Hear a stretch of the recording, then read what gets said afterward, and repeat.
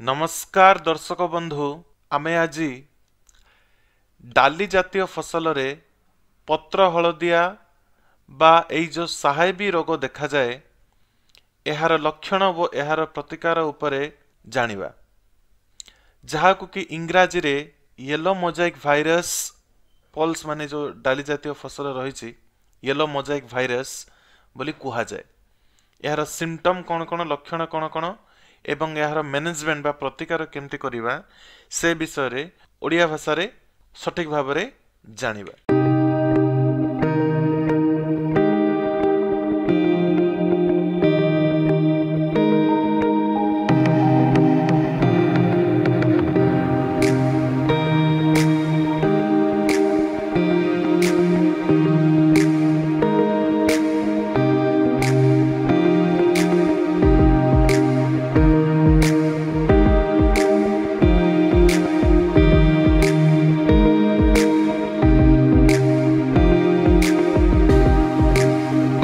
डाली जातीय फसल रे साहेबी रोग एक प्रधान रोग अटे। आपण देखि पारंते ए जो देखा जाउची पिक्चर रे एहा होची साहेबी रोगर लक्षण।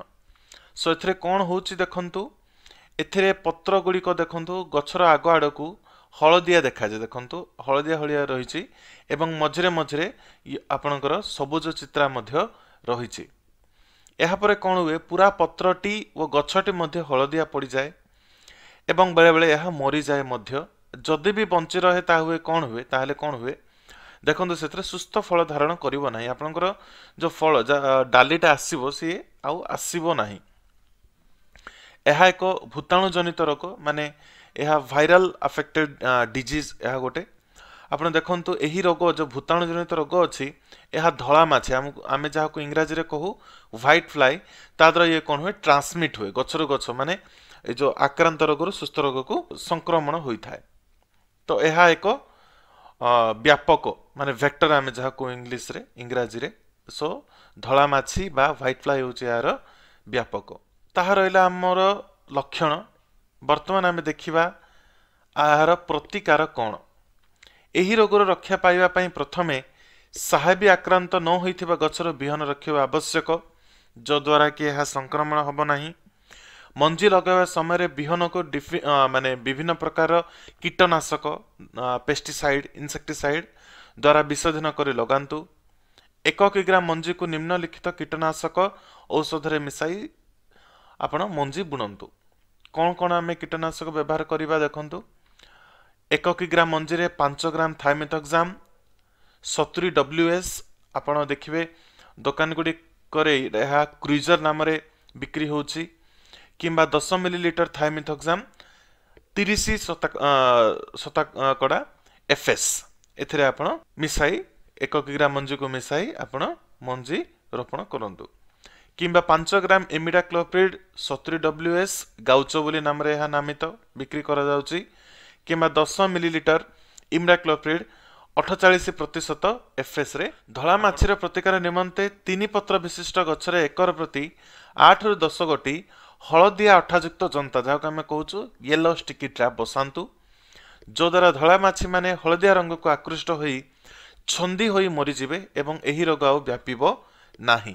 येलो स्टिकी ट्रैप बा आपणकर हलदिया अठायुक्त जनता यह छड़ा नियमित खेत निरीक्षण करी साहेबी आक्रांत गछ गुड़ी को उपाड़ी नष्ट कर दियंतु कारण एथर ही संक्रमण अधिक होता है।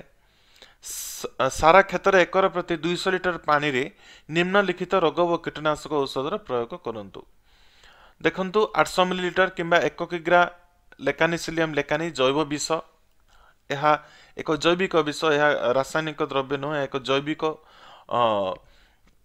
आपणकर कवक जनित गोटे रोग जहाँकि एही रोग को नष्ट करिथाय। 1 लिटर निम्ब विष आपणकर नीम ऑयल 0.03 शतकड़ा परसेंटेज प्रतिशत किंबा 100 मिलीलीटर निम्ब विष 5% इसी मध्य अप्लाई करि परिबे। 40 ग्राम थाइमेथोक्साम WG 40 ग्राम एस्टामिप्रिड आपणकर 20% SP 200 रु 400 मिलीलीटर थायोक्लोप्रिड आपणकर 21.7% SC 200 ग्राम डायफेन्थुरन 50% WP एवं 200 ରୁ 400 मिलीलीटर पाइरिप्रॉक्सिफेन 10% इसी एगुड़िक आपंकर विभिन्न प्रकार कीटनाशक अच्छी यहाँ आप 200 लीटर पानी रे बुड़ाई मिसाई आपण एकर फील्ड रे आपणकर क्षेत्र में व्यवहार करें। आशा करें भिडियोटी आपण काम आसो। भिडियोटी शेष पर्यंत देखा धन्यवाद। अच्छा सुनो, सब्सक्राइब करते वक्त ना घंटी बजा देना ताकि जब मैं ऑनलाइन आऊँ तो तुम्हारे फोन की भी घंटी बजे।